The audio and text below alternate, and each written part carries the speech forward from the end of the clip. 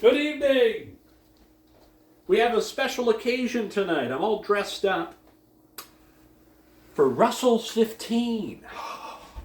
Bourbon of the year, the best thing since sliced bread, and a new contender for one of the best bottles that Wild Turkey has ever produced by any measure or stretch of the word.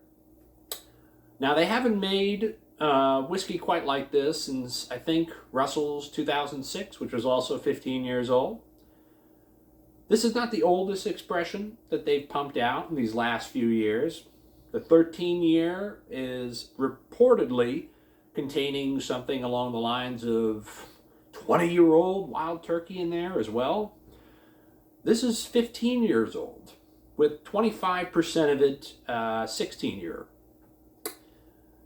When I read about this particular whiskey, the thoughts that I believe one of the master distillers brought up was they're not going to do this anytime soon again. When they collected these bottles from Camp Nelson, the average yield they got was 17 gallons per barrel. And if you think 800 or 900 barrels is what they're averaging, it's not a lot of bottles out there. However, when I went to Wild Turkey this past summer and I asked our tour guide what was actually inside of the barrels for Russell's 15, she let slip a little nugget of information. When they were harvesting the barrels from the upper floors of the rick house, there were some barrels, the barrels were averaging 9 gallons per barrel. 9 gallons per barrel that the angel share just evaporated out of that barrel. So there's a lot less of this than people would like to think. And the old stuff in there is just dark, concentrated heat. I mean, look at this color. Enough about that. I traded for this bottle. It was already open when I picked it up. So it's aired out a significant amount. That's a story for another video towards the end of the month. But man, am I happy I picked this up. All right, let's smell it. I've tried this too. It's amazing.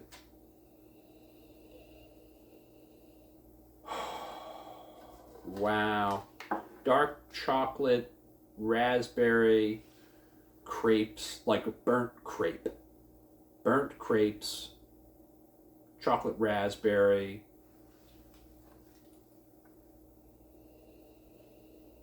molasses, cinnamon bread, pecan spread.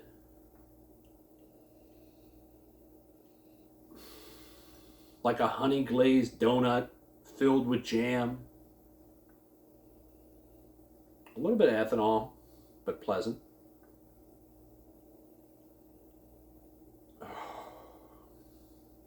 What a wonderfully smelling whiskey. I wish I could smell this all day. It smells that good. And you get that little bit of Wild Turkey's sour funk, rickhouse smell, but amped up to 11. So if you're not a big fan of the funk, you're probably not going to like this, but this is so hard to... This is heavy oak, too. This is heavy oak, so you can definitely smell the influence of the barrels. And let's just say cinnamon tree bark, orange peels, chocolate, leather, a freshly rolled tobacco cigar, dipped in maple syrup, and then evenly charred. This just smells amazing. And all that fruit. All right, enough talking about it. The color's amazing. Let's try it.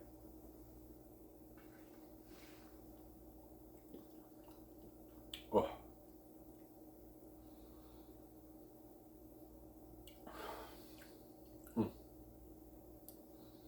Like sipping liquid velvet. Front of the palate, you just get everything that I described. A lot more chocolatey than I thought. Dark raspberries, dark blueberries, little fig and raisin.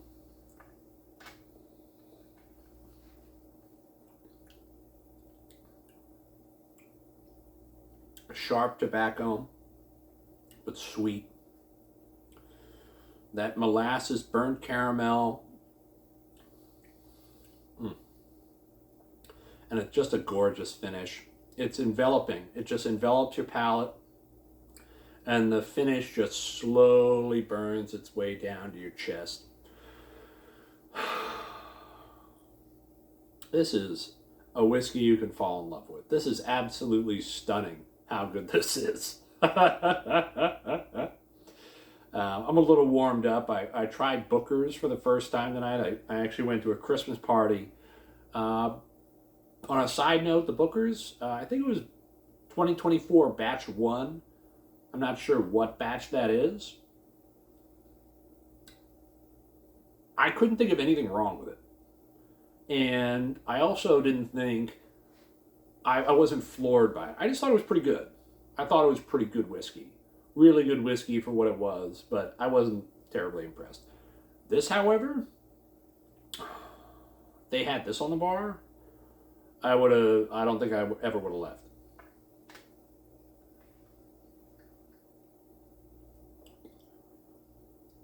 And as I'm sipping this, it just gets sweeter and sweeter. And the tobacco and the fruit. And it's heavy on the oak palate. But so the guy that I did trade from, he wasn't a fan of the oak on the palate. Just didn't hit his flavor profile. So this is a really deep, dark, wild turkey funk. It's not fruity and bright like a Tyrone, right?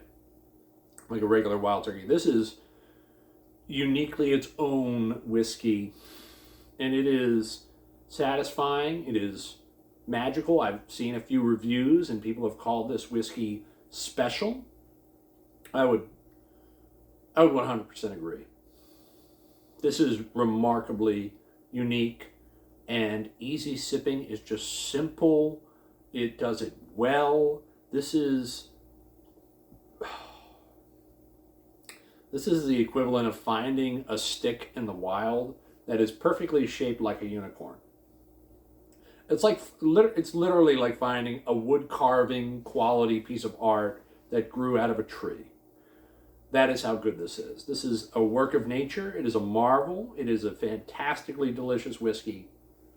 If you get a chance to find this on the open market, try it. If you can, buy a bottle. I would 100% pay $400 for this.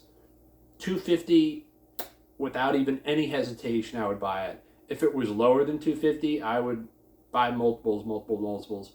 I have 2 backups, so thankfully I didn't have to open my 2 bottles that I purchased, and I still have this one, and he only had like 2 pours out of it, so I still have a little bit more than half.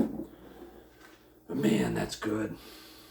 Anyway, thank you for listening to me ramble on about this amazing whiskey from a fantastic distillery. The price is awful, but man, it's worth it this time. This is great. Cheers. Good night, sleep tight, and Merry Christmas!